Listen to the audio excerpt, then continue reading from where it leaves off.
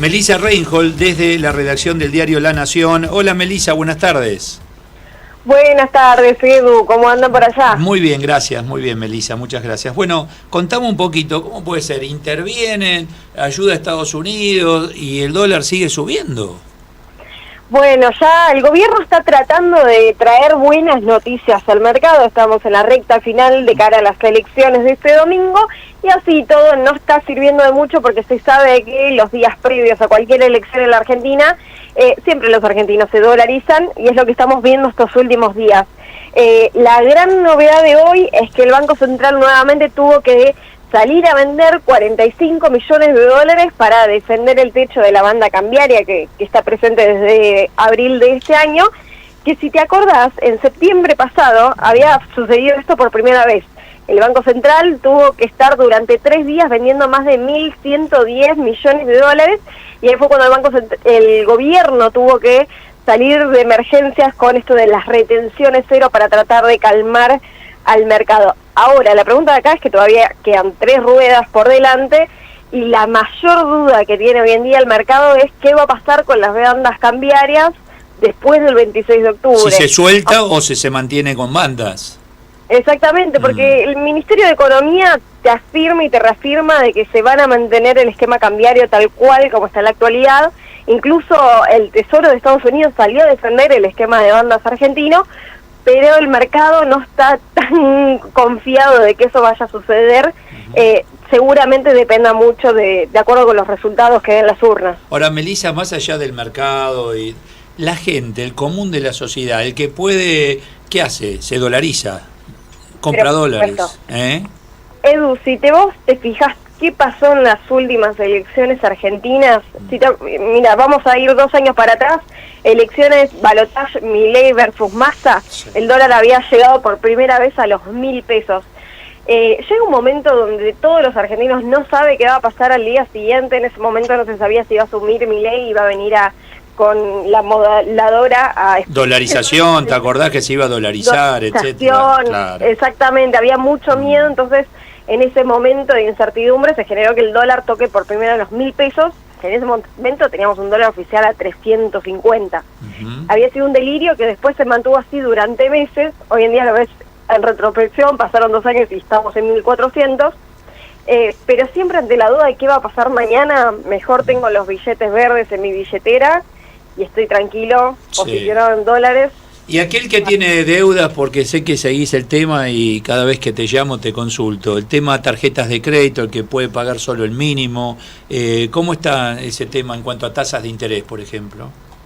No, en ese punto seguimos mal. En las últimas semanas volvió a aumentar las tasas de interés por esto mismo. Todo el mundo está yendo al dólar, no se encuentran incentivos para que los argentinos se queden en pesos, y eso lo que termina generando es que suban las tasas de interés. Y así como podés ir al banco y renovar un plazo fijo a una tasa más beneficiosa, también obviamente los bancos suben las tasas de interés de cara a los préstamos. Claro. Y acá es el punto, los últimos datos que tenemos es que, por ejemplo, préstamo personal, que ya tiene una tasa de costo financiero total arriba de los 3 dígitos, 100%, cuando la inflación se espera que sea del 30%, es realmente muy alta. Ya se ven que los números de mora están aumentando y casi el 8% de los argentinos no está pudiendo pagar los créditos cuando llega... O sea, aquel que tomó crédito, porque esto es en peso y tasa variable, ¿de acuerdo? Hoy ya hay mora porque no pueden pagar esas cuotas. Sí, y sucede también, por ejemplo, con la tarjeta de crédito, ¿no? Llega fin de mes, paso la tarjeta de crédito y cuando llega al final del resumen bancario, esto quiere decir que ni siquiera pude pagar el mínimo de la tarjeta. ¿Viste que tenés el monto total o el mínimo? Sí. La mora quiere decir que no pudieron pagar ni siquiera ninguno de los dos y entraste en mora en el Banco Central. ¿Qué información tenés que aquel que paga el mínimo directamente le cortan la tarjeta?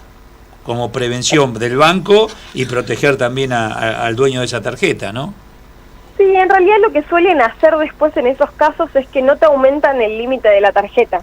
Entonces llega un punto de que como no actualizan por inflación, de repente el tope que te ponen para comprar es tan bajo que no te termina conveniendo. Entonces te queda ahí un tema, un monto muy bajo, y acá el problema siempre de cara a los consumidores, recordarles, acá entras en el verá. Claro, y esto claro, te genera una mala reputación financiera, así que siempre que se pueda, aunque sea el mínimo de la tarjeta, claro. en realidad lo mejor es poder pagar todo porque es lo que veníamos diciendo, la tasa de interés es tan alta que se termina por generar una bola de nieve de intereses. Mientras tanto, mira, estoy leyendo el BID, aprobó un préstamo para Argentina por $500 millones. Apuntan a mejorar la atención sanitaria a jubilados y pensionados. Digo, se sigue pidiendo dinero, Melissa. Se pide, ¿eh? Bueno, y seguramente no nos sorprende que siga sucediendo. Ayer también tuvimos el swap con Estados Unidos, Sí. Que se va a esperar que vengan 20.000 millones y se hablaban de tal vez 20.000 millones más para la recompra de bonos soberanos.